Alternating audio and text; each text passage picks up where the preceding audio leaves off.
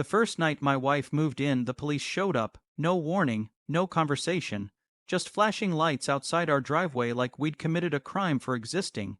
The HOA president stood behind them with her arms crossed, smug, already narrating the story in her head.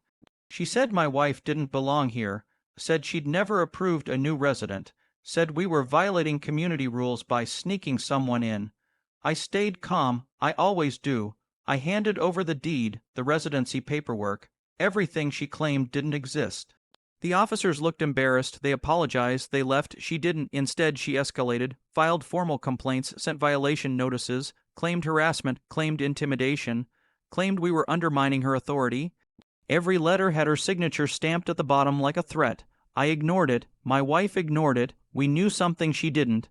2 weeks later, she took it further and filed a civil case against us. Said we were abusing HOA privileges, said my wife was an unauthorized occupant, said I manipulated records. She walked into court confident, loud, ready to perform, then the room went silent because the judge entered.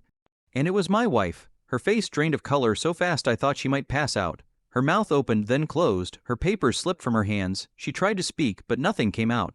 My wife sat down, calm, professional, unreadable.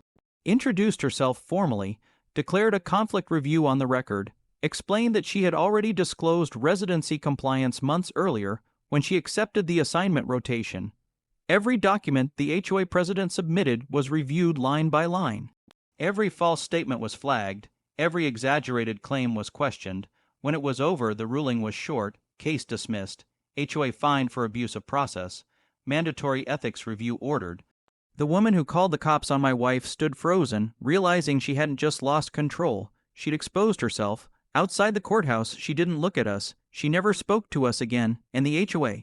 They changed presidents 3 months later. Sometimes power doesn't shout, sometimes it just waits until you put your name on the wrong paperwork.